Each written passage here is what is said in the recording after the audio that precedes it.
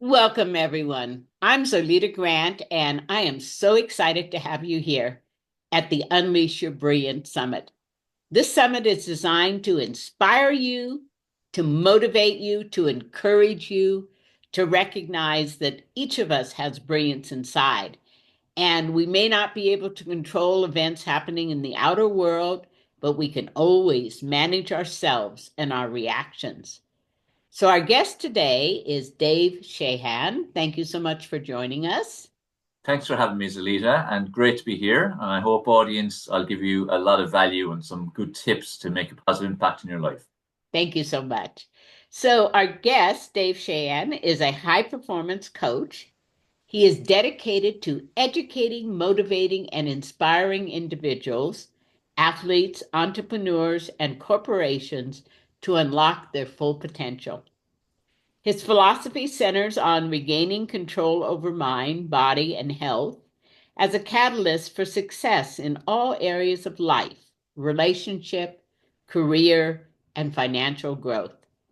With a results driven approach, Dave has helped thousands worldwide to achieve not just fast, but lasting transformation, focusing on vibrant, fulfilling, and successful lifestyles. A competitive triathlete, Body for Life champion, and elite coach, Dave has trained top performers, coached Body for Life champions for 5 consecutive years. He's the author of Metabolic Stimulation System and co-author of Adventures in Manifesting alongside Joe Vitale and Laurel Langemeyer. I'm sorry if I mispronounced that. With over 20 years of experience, including a decade managing his own fitness centers, Dave continues to lead by example in peak performance and personal mastery. And all of his information is in our speaker portal. I encourage you to connect with him on social media and to follow his amazing posts. Dave, Thanks so for the intro. so you are really a good example of what I'm talking about people finding brilliance inside. And I wonder if you tell us a little bit about what it is that you do and how it is you've worked with other people. Yeah, so as you touched on it in the intro, I feel personally my purpose here, and it's my passion. But I have two purposes. One is my son, who's my absolute world, but my other purpose is to make a positive impact on other people in whatever way I can. And for now, it's nearly 30 years, which is hard to believe at this stage. My life has been dedicated to it. So, every day that's what I'm doing. I'm doing what I can to work with my clients or online community or putting social media content out there or email subscribers or speaking at summits like this or offline events. So every waking second, apart from my routines or my son, is basically dedicated to helping others. And it all stems from the impact on mind, body, and health in particular on my own life because from age 7 to 17, pretty much, I was in a very bad state in terms of my own mental health, but it was inward. No one on the outside would have felt anything was going on inside because I was always happy go lucky. I was always making people laugh. I always seemed like I was happy, but inwardly, I was the complete opposite. And it was when I got into doing some exercise after being encouraged by a friend of mine to get into the gym now because I always played sports, but getting into the gym was a big step. And I had a certain perception, impression of what it was like and who was in there. But once I went in, I never came out. And that kind of started my own journey because it improved how I felt about myself, my self-esteem, my self-love. I liked more the aesthetic benefits of going to the gym, but also how it made me feel. And there's a huge mind-body connection. So that started my journey at the age of 17 to being very curious about everything to do with nutrition, sleep, psychology, exercise, and so on. And when I was feeling the impact on myself, I then felt a commitment to help other people feel the exact same impact because everyone has some form of mental health, issue to some degree, whether it be small or large, because we're all subconsciously impacted by our environment, even from conception onwards. So everything around us, we're taking it in and we're often unaware of some things that are affecting us as adults, and sometimes we are aware. And that's why I have such a passion for psychology, mindset, motivation, managing your thought process, these kind of areas, because your mind truly is a control tower. And that's something I learned increasingly in my own journey. And that's something I stress to people all the time. And when you get control of your mind, because your mind is talking to your cells all the time and literally controls everything, you get more empowered. You can again unleash your brilliance, like the whole topic of this summit, and you can truly live the life you want to live. And the good thing is, it's within your power. As you said in your intro, it's about focusing again on your own area, your own environment, your own bubble, and then what you can control. And I always stress to people, you hold the pen. You're literally holding the pen writing your script. Whether it be your past, your present, or your future, you do have control. So hold that pen, write a script that basically means that when you get to the end of your life, you look back with a big smile on your face. That's going to be really important. We have that power, every one of us. I think that is absolutely true. But what about self-doubt? Many people are plagued with self-doubt. Yeah, self-doubt is a big one. And self-doubt is what literally plagues the majority of people. But the good news is it's something you can work on and improve on. But it depends again on you being committed to working on your mindset, especially. Because again, like I said, it's the control tower. If you don't change anything, how will anything change? So you need to work on it. People may focus on working their body, whether it be in the gym or a class or going running outside, but more people need to be focused on their mind, because it's well and good doing stuff like exercise, but if you don't work on your mind, that area of your life, like your health and well-being, but also every area of your life will be limited. You will never unleash your true potential unless you work on your mind. So it's very important for people to be committed to evolving into a better version of themselves throughout their entire life. And that might be something as simple as, I'm going to commit to watching or listening to a motivational video as one of my first actions every single morning. It might just be 2 or 3 minutes, something that just primes your mind. And the earlier in the day you do it, the better. Because with self-doubt, it's all very much tied to self-love and self-image. Work on you first. We hear in airplanes, put on your own oxygen mask first, but very few people actually do it in real life. They put everyone else first. You need to put you first. And where that means getting up a little bit earlier or just putting you first, you need to start doing that. But part of that routine should always incorporate something to do with your mind. Feed your mind what it needs. And, because they're so interconnected with self-doubt. Self-doubt will come from your own thoughts, but it will also hugely come from your environment, the people around you. If the people around you are largely negative, and if they're not very supportive of you and your dreams and goals, it makes it very challenging for you to achieve what you potentially can in life. So I stress to people, you should audit your circle on a regular basis. Look at who's in your life, who's impacting it. Are they bringing positivity or good energy or support? Or are they actually doing the opposite and destroying your dreams and giving you reasons not to do what you want to do? So audit your circle. But because you can't control other people, they have their own journey. You can control who's allowed to get your time and your energy.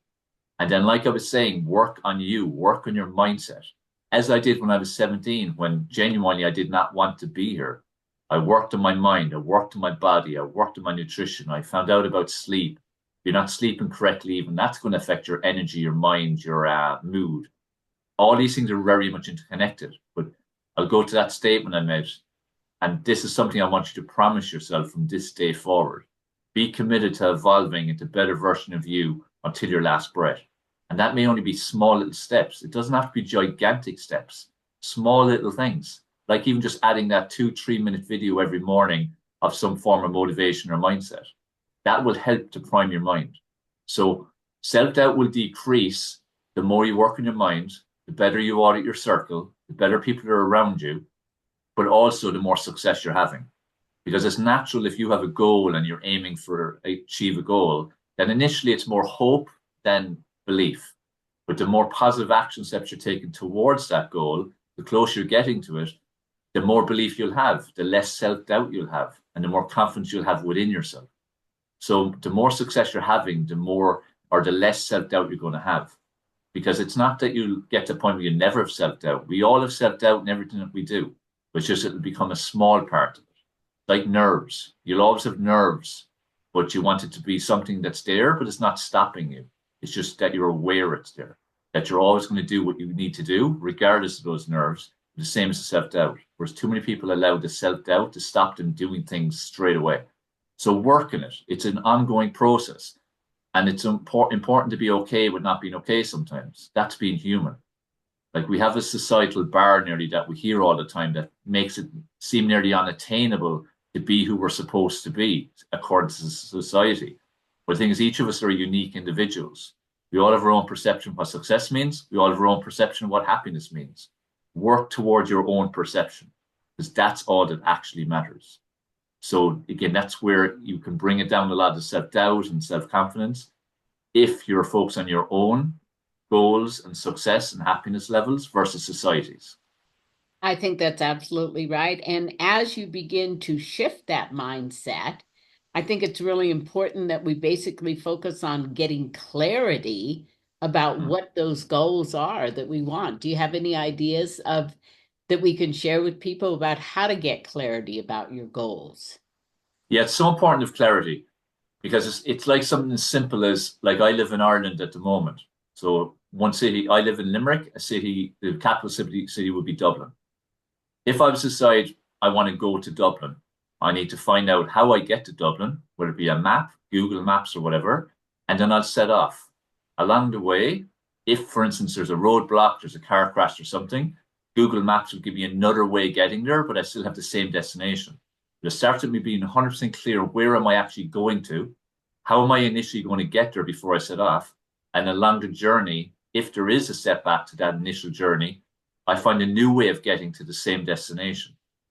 So it comes down to you need to be clear on where you want to get to first and foremost. Because if I Absolutely. just left my house in, I'm going to go out and drive somewhere. It's like, where am I going to end up? It's going to be very aimless. And I'll probably stop after a short while and come back unless I happen to stumble across somewhere really nice because it's just aimless. So if we want anything in our life, or if we want change, sometimes it's about literally knowing something we want, but sometimes it's knowing that we need to change something in our life. So either it's the same process. You have to become clear on it. So I always stress to people and clients that, even on a weekly basis, like at the start of the year, do this, even every quarter, at the end of each month, and at the end of each week, reflect and review your current situation. So let's just pick for this week. Reflect on the last 7 days, review it. What was good? What was bad? What were you aiming to do? What did you do you said you would? And what didn't you do? Why didn't that happen? Learn a lesson from it and then plan for the next 7 days with that information. It's exact same as if, say, the end of a year for the next year. Reflect and review on the entire year, your performance, what you aimed for, what you did do, you didn't do. Why again, the triggers, and then plan again for the following year. So do this kind of process. But it's very important to have clarity. And taking time for an exercise like that is one thing. Another thing is really powerful is a vision board. So Mhm. to literally create a vision, like I have it on my laptop and I have it printed out beside my bed. The first thing I see and the last thing I see is my vision board. When I open up my laptop, vision board. If the laptop goes into like semi-sleep mode, if I'm not typing for a while, vision board. So it's always there. So again, constant reminders of what is it I want my life to look like. And it's the instant question is, am I today taking action towards making that my reality? So see it again like a step of stairs. It's great wanting to get up to your bedroom. If you don't take the first step, put the first foot on the first step and then the second foot on that same step and keep that process, you're never getting up to your bedroom. You have to take action. To be clear on where you're trying to get to, be clear on the action steps, and then take those action steps. And then review and reflect on it on a regular basis. And like I said, vision boards, visualizations, very powerful for any form of meditative process, again, is all very much interconnected to it. But it all, at the end of the day, starts with being very clear on what it is you want to get or to change. Where's that final destination? So how did you create your vision board? What I did is years ago, I would have had just a physical one. What I did this time was I decided what it is I want to see in 2025 in terms of change or additions to my life or experiences is a big part of it. Mhm. And then I found images that were related to that, whether there were images I had that were like from the past, the things I'm trying to recreate, or things I haven't created yet that I want to have, or even say if it's something simple like I run a podcast, how many downloads do I want to have? Mhm. Pretty much had my podcast image and then downloads whatever number that was as if it was Ah, official and on it. Same as like concerts I would like to attend. A picture of that artist or singer or band, and that's on my vision board. So I'm literally seeing exactly what I want to experience, or I want to see if it's statistical, for example. So that's one way. Then I would have just printed. I would have created it on my computer, like on just like a Word doc on I think it's called Landscape, that version anyway, and then printed it off or saved it onto my laptop. But people can do it like offline. Say people who aren't very tech savvy. You can always again find pictures, print Hmm. off pictures, magazines. Let's say if someone wants to have a certain type of body, find it in a magazine, cut off the head, put a picture of your own head on it, stick that on your vision board. There you go. You know, so you're envisioning what you want to look like and what you're going to aim to get to. So you can be offline or online. It can be either. The main thing is you do what works for you. There's Right. no right way. Like I said about society, you have your version of what you need and what you want. Work off that. Don't let other people or other things influence you. That's something that's really important. So consistency is key. Mm. Being able to be really consistent and taking those small steps over the course of time. How have you found that you have supported yourself in consistency, like through habits and behaviors? Yeah, like they're very important. Like the consistency is massive. I always say be persistently consistent because if you're not taking steps on a consistent basis, you're kind of going forward a little bit, you might go back a little bit because we're usually either in forward motion or backward motion. Very few people are staying in the same place. It's like at a cellular level, you're growing or you're dying. So, what are your habits and behaviors creating in your own life? And having routines and being consistent with them is very, very important. So again, go back to what I said even about the mindset and simply watching a video. Doing that every single day for an entire year, how do you think your mind is going to be, even just from that one action step? 3 minutes early in the morning, a motivational video. Your life has to improve. Your mind has to improve. Your wiring within your mind has to improve. That's going to improve your actions throughout that year. And even if your life in various ways only improves 10%, it's still 10%. You're still forward. And Mhm. there's so many different areas that you can work on consistent routines in. Like I would always strongly encourage morning routines. Again, start your day. So I have a morning routine where I move my body, I stretch my body, I meditate, I go for a walk to get some fresh air, clear my head, have a think about what I'm going to do for the day. I do some exercise, I have water, I get antioxidants in through green tea and lemon and so on. So there's all these different things that we can do just to start the day off. I always stress like work on your mind, work on your body, do something for your health. Put on your own oxygen mask first is the most important aspect. It's the same as like the end of your day. How you end your day will have a huge impact on your sleep quality. Because it's well and good finishing your day and just go and turn off the light and go to sleep. If you haven't done certain things, you're not relaxing your mind, you're not putting yourself at peace, you're not releasing melatonin, which is a crucial hormone to get quality sleep. You're not going to get deep sleep. So while you look asleep, you're not necessarily asleep for the purposes of sleep. And then that has a knock on effect. Even by just improving that, that has a huge impact on your entire life. So morning routines, evening routines, very important for people to again exercise, move their body, like be committed to exercise. Like you'd said, you're doing Pilates and yoga, for instance. I would be a triathlete, so I have to do lots of things like running and cycling and swimming and weight training and stretching. So move your body because again, it has a huge connection to your mind. You can't exercise without feeling better. Like it's actually impossible. So if anyone wants to ever feel better after having a bad day, do some exercise. Also, we live in a world right now where we're way more sedentary than we used to be. That has made exercise an actual necessity now. That has made stretching a necessity. If you don't do either of them, you're going to have repercussions that are going to be negative for how you feel and pain and things like that. So, when you're in control of your life by making the decision, it always comes down to decision. I'm going to have a morning routine. And that can start off as 5 minutes. Like it doesn't matter. My morning routine might be about 50, 55 minutes at this stage. But like I always tell people, I'm 30 years in the making. This isn't something that happened overnight. I'm 47 now. I started working on me from the age of 17. So at 30 years, I've continuously been committed to evolving better, better, better, better. And I'll be better in a year as much as in 30 years because again, I have that commitment. So start off with whatever you will do. That's the key. It goes back to the consistency. Don't set yourself too big a target. Set it on what it will be. Like I struggled a lot with meditation when I first knew I needed to incorporate it. because all I heard was 50 minutes, an hour, 40 minutes, 30 minutes, and so on. So I attempted to do that. I couldn't relax my mind for that period of time. I couldn't sit still for that period of time. And I kind of thought to myself, what do I do with everything? How do I make things habit? I do a small little chunk and I make it normal. So I committed to 1 minute of meditation every morning, sitting in silence for a year. And I did that. And then 2 minutes the following year. And now I'm doing 5 minutes every morning, 5 minutes every evening. It's still not huge, but for me, that's a massive achievement. And I have meditation in my life now.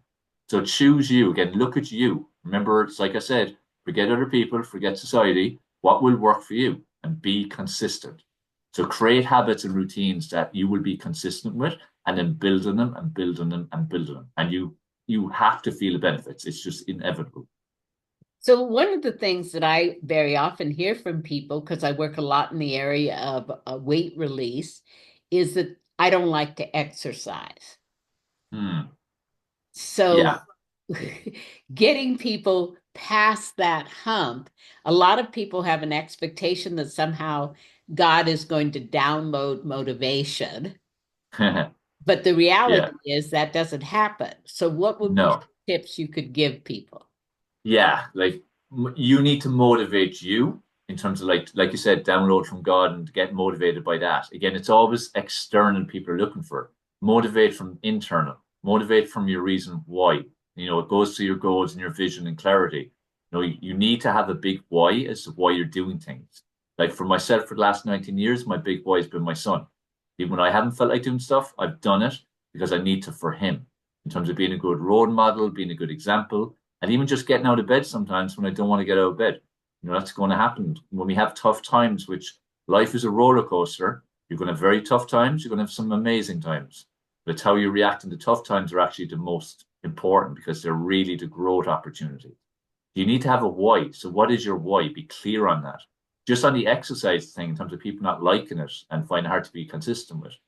There's definitely this expectation like exercise is to be fun. Exercise is not fun. Anyone who says exercise is fun is sadomasochist or there's something wrong with them because it doesn't exist. You need to change your attitude around exercise. So this is function. Why am I doing this? If it's to just be good for your health, great. If it's to release your muscles, so you've less pain, great. If you want to look aesthetically different, great. If it's for athletic performance because you're in a sport you want to improve on, here's your goal. So do it for the functional reason. And most times you will not feel like exercising. Like I exercise twice a day, 5 days a week, and I'm active the other days. I would say it's rare any of those sessions do I actually really want to do it. I'm doing it because it's part of my routine. Again, persistently consistent, aware of my why. I'm aware of the benefits of doing it. I'm aware of the repercussions of not doing it. So that's the key as well. You need to see exercise. This is a necessity. Remember what I said a few minutes ago. Modern society means that we need to exercise. We need to stretch. It's no longer a choice. If you don't do it, you're going to gain fat. Your body muscle mass is going to decrease. Your core strength is going to decrease. Your bone density is going to decrease. Your pain level is going to increase from your muscles getting so tight. So all these things are inevitable if you don't exercise now. That's the way the modern world is. It was different 30, 40 years ago. The gym was nearly something to maybe do because people were more active, whether it be in their jobs or at recreation or walk and cycling more. Now everyone's sedentary. Cars, transport, desk jobs, recreation. I was sitting down a lot then as well, TV, computers, and so on. So it's no longer a choice, but focus on the benefits, focus on the functional element of it. And again, make it a lifestyle and make it a habit. Do you recommend that people actually schedule it? Yeah, very important because let's say if I wake up this morning and I go to myself, I'll exercise sometime today. Because it's something I don't necessarily love and it's not something I'm like, can't wait for, I'm going to keep prioritizing other things. And then it'll get too late. And I'll always have something else I can pick instead of it. Whereas if I was to go, okay, look at my schedule today. When is the best time for me to do 30 minutes of exercise? You know what? 12:30 to 1 will work well. I'll do a couple hours work. I'll go do my exercise and I'll go back to it. It'll recharge my brain. It's there. So it's in the schedule. So definitely put in your schedule. And the thing about having a plan is that's like your plan A. And that goes back to even I said every week, do a reflection review planning session of everything. You set your plan up for the week, and I always call it the 168-hour jigsaw, because like you have these pieces and they're all perfectly fitted. No plan goes to plan ever. That's just the reality. But if you have a plan A, if you have to go to plan B, it's very easy, move that piece. So like that, 12:30 comes, I suddenly have to deal with something else. I can go, okay, when else today could I do it? Look, 5:30, I could do it there. Or I might end up doing just 15 minutes, but I still tick the box. Ticking the box is the most important thing. Again, ties back to consistency. So make sure you schedule it. Treat your own time with the same respect you would if you had a doctor or dentist appointment. You will be there no matter what. People will be at work no matter what. That's all for other people. For yourself, do the same thing. Treat yourself with the exact same respect. Schedule into your schedule what you need to schedule for you. I think that's really a great tip. So I want to encourage everyone to really plan. Many of us don't plan our lives. We just kind of Mm. free associate life. And that idea of bringing plan into your life, I think is really critical. But sometimes people are on their path and then something happens and it knocks them off their path and they Yeah. have to like get back on. Have you ever had experiences like that? Yeah, I've had a few, quite a few, but the way I look at it is, like I said a while ago, life is a roller coaster. That is how life is. Life would never be a straight line. We'd love it to be a straight line. Most people even want it to be a straight line. That's not realistic. It's meant to be all over the place. It's not. It's squiggly because it's in the squiggles that you grow, have an opportunity to grow. Because not everyone grabs that opportunity, but it's in those challenging times that it's growth opportunity. There's lessons to be learned, and all of them make you stronger, more resilient, moving on into the future, so that you're in even better mental state and physical state, or armed with the tools to deal with the next challenge that will hit at some stage, because there always will be something. So I've had a number of them, and also the more you want to live life, the more perceived risks you take, the more opportunities you try to grab, the more challenges you will have. So that's a reality as well to make sure that people embrace and accept and be aware of. So one of the biggest ones for me in terms of that really tests my resilience and I had to dig out of was quite a big one in that I ran a chain of fitness centers for 10 years, my own branded chain of fitness centers. We'd 5 centers, 55 staff, thousands of members, loads of different types of services, 7 figures a year, and so on, and very profitable. All that was going great. And then in one relationship or collaboration, let's call it, that I got into with another person, within 6 months, it completely flipped because that person had their own agenda, that person had their own goal of what they want to get out of it.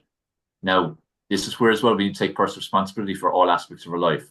I can play the blame game and blame that person 100%, but I had to own that I let that person in. I was naive. I trusted them and so on. That's on me. So always take personal responsibility for everything that happens in your life, even if it's really, really challenging and puts you into a dark place. And I went in a very dark place because in 6 months I went from turning over 7 figures a year to being 7 figures in debt.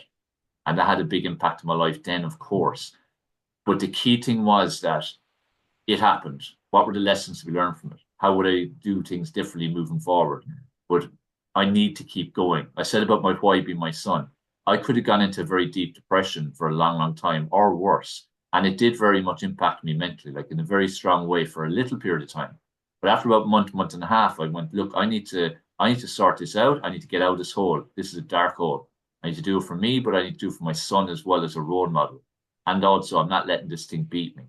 So that started my journey out. And like whenever since then I have challenges, which again, we'll have challenges always, inevitably. When I'm feeling like, oh, I don't know if I can get through this or if I keep going or even if I want to, I can always go back to that time because the experience I had for that probably 12 months in total from the drop of when it was happening, the impact to when I was in the hole, to the darkness I experienced, to climbing out of that darkness to eventually some light.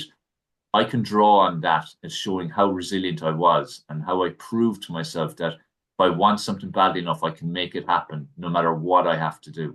And we all have that. It's like again with this summit, unleash your brilliance. I'm no different to you, to anyone else who's listening. We all have this power. I'm not special. You're not special. We can make ourselves special in how we decide to live our lives. So I can always draw on the resilience I showed at that really, really challenging time in my life to show that everything else that happens is small in comparison. So if I can overcome that, I can overcome anything. I think that that is so important, and you bring up this concept of resilience because you're right. Life is a roller coaster, And if we try and keep our life in harmony by looking at the external world, it's totally, completely impossible. How did you develop resilience, and what kind of tips can you give our audience about becoming more resilient?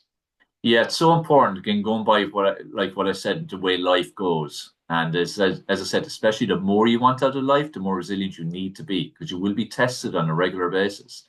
And I'll go back to some of the things that I've said, work on your mind. Be committed to work on your mind. Treat work on your mind just as important as exercising your body. It's more important because you can be working away on your body and you have a bad day and then you drop it for a week or two. If you work on your mind and you get it to a really strong place and resilient, then you can deal with the challenges of life. You can deal with a day that you're not feeling great, but you still get on with it. You still tick the box, which is again a lot of what it's about. Getting the habit of ticking the box. So that's one element of resilience. Another part that's important is go back to the audit in your circle. Stop caring so much what other people think. Stop caring about what other people's opinions are and what you're doing. That's really important.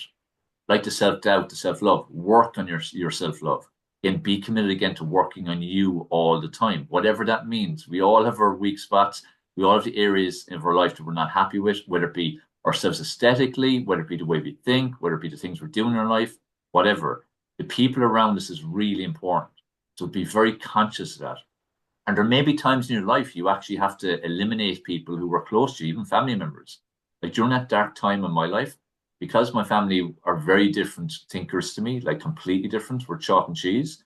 I had to pretty much near eliminate for a period of time or for me to get out of that darkness. Because if I had stayed there, that negativity about what had happened would never have served me. And I would have fallen into blame and excuse. Where I had to literally eliminate, go into my own zone, focus on what I needed to do, and take those steps forward to get out of the darkness into the light.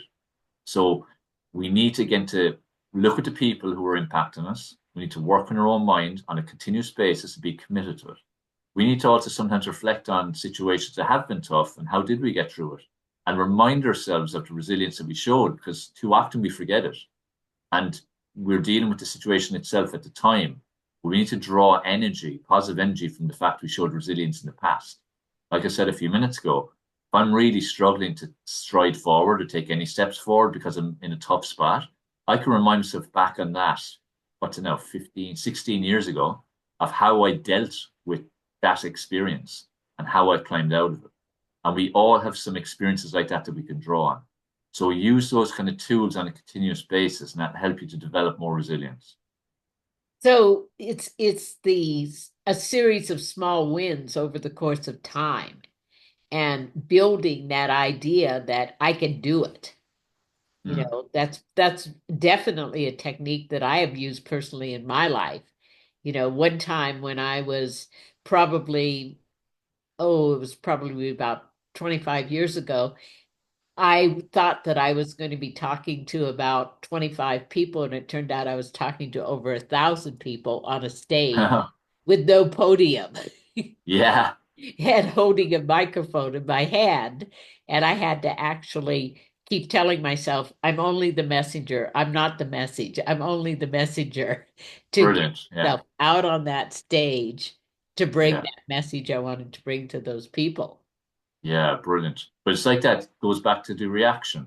You could have completely frozen when you saw, oh my God, 1,000 people, and lost your words, forgot all you were going to say, and it been a complete disaster. Instead, Yeah. you embraced it and you reacted positively. So this is where again, every situation that life puts us in, it's how we react that matters. And some will be opportunities and some will be challenges. We need to embrace all of it. Because Yes. again, that's life's journey, and we can gain and learn so much from every type of experience, whether we perceive it as a good one or a bad one. They're all learning opportunities that will serve us into the future. This has been absolutely a wonderful dialogue, and I am so excited to be able to bring the information that you have out to the people that are on this summit. If you could sum up everything that you would like to say to people right now that Mm. would help them go through these experiences that we're going through in life, what would that message be? Yeah, there's one message I stress a lot to people, and it's that cast your mind forward to your last few minutes, hours, day, or week, or whatever it might be. So go to the end of your days And then put yourself in that energy, put yourself in that mind, and you're there. Make yourself be there, like a meditative type process. And how will you like to look back in your life then as you reflect, which everyone will do. When you come to the end, you'll always reflect. If you've ever spoken to anyone in nursing homes, they're reflecting and they always have very wise advice. Yeah. You want to be able to look back and not be saying, oh, I wish I did that. I should have done that. You don't want to be filled with regrets. So I always stress to people, fear regret. You know, people are afraid of so many things in life. Like you said, even with public speaking, people fear that more than death, which is kind of crazy, Yeah. but it's a reality. What people should really fear is regret. That's the only thing for me that people should actually fear. Because when you get to those end of days, you can't do anything about it. It's done. But all the way along the journey, you have control. As I said near the start, you hold a pen. So every time you're feeling like not doing something that you have said that you want to, or a goal you want to achieve, that maybe someone else is telling you, nah, you're never going to achieve that, or you've got a bit of self-doubt or any of these aspects, remind yourself, I don't want to have regrets. I don't want this to be a regret that I didn't do it.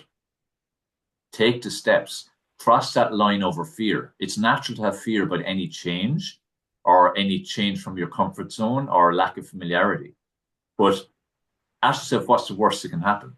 Even if you step across that line and it doesn't work out the way you'd like it to work out, you can always step back. You can always step to the side. You can always step in another direction. But there's always options. But the fact that you're in a position where you're even contemplating wanting to step across that line shows you're not fulfilled where you are. So when people perceive the risk as crossing the line, the actual real risk is staying where you are. That's the kind of irony about when people don't change. And unfortunately, the majority of people live a life that's nearly the same the whole way through. It's very safe, don't take any risks, and so on. But the risk is that they're actually losing their life, they're risking their life, they're not thriving. They're just literally like surviving life. So my big message to people would be, to sum it up, would be to fear regret. If we were to bring it down to two words, fear regret. Start to do by casting your mind forward, think back. I want to finish my days and take my last breaths with a big smile on my face as I reflect, not a grimace. Yes. So think about that. Thank you so much, Dave, and thank you so much for coming. And I hope you've gotten a great deal of benefit out of this. I certainly have, and we'll see you again. I'm Zolita Grant.